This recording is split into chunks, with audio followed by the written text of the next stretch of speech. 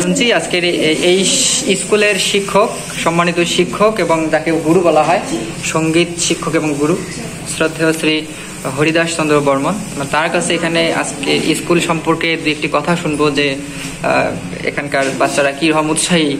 আপনি তো আরো হয়তো অন্য স্কুলে গিয়েছিলেন, এই স্কুলে আপনার কেমন লাগে শেখাতে এবং বাচ্চারা কেমন আগ্রহী? আসলে আমি এখানে আছি 21 সাল থেকে। এটা লালমিয়ান মহিলা অধিদপ্তর থেকে কিশোর কিশোরী ক্লাব, রাজপুর সরকারি প্রাথমিক বিদ্যালয়ে।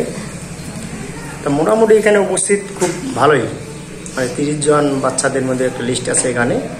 প্রায় 25 জন 26 জন করি প্রতি সপ্তাহে এখানে আসে।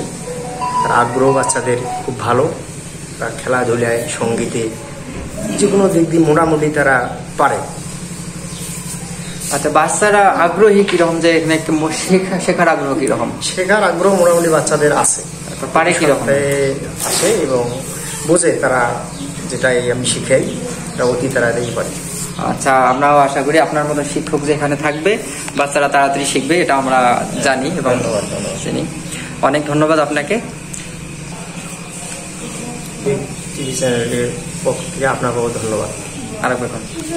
অনমিউজিক টিভি চ্যানেলের পক্ষ থেকে আপনাকে ধন্যবাদ, অনেক ধন্যবাদ। তো আমরা এবারে কথা বলছি রাজপুর ইউনিয়ন পরিষদের 4, 5 এবং 6 নং ওয়ার্ডের সংরক্ষিত মহিলা আসনের সম্মানিত সদস্যা শ্রীমতী শান্তনা রানী রায়।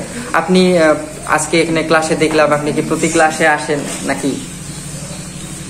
সবাইকে আমার আন্তরিক শুভেচ্ছা, অভিনন্দন। তো আমি এই কিশোর কিশোরী ক্লাবে 22 সাল থেকে এখানে আসতেছি। তো এতদিন আমি জানি না কিশোর কিশোরী ক্লাবে যে বাচ্চারা এত উদ্যোগী বা ছাড়রা যে আছে বা আমাদের এলাকার লোকজন আছে, সবাই এখানে প্রার্থনা দেয় এবং সবার সহযোগিতায় এখানে চলতেছে মহিলা বিষয়ক অধিদপ্তর থেকে। তো আশা করি আমি যে বাচ্চারা এতদিন যারা এগুলো শিখে নাই, এদিন শিখিয়া তারা বিভিন্ন জায়গায় এই আবৃত্তি এবং সঙ্গীত যে পরিচালনা করতেছে তাদেরকে আমি ধন্যবাদ জানাই। এই আবৃত্তি এবং সঙ্গীতের মাধ্যমে অনেক বাচ্চারা এগিয়ে যাচ্ছে।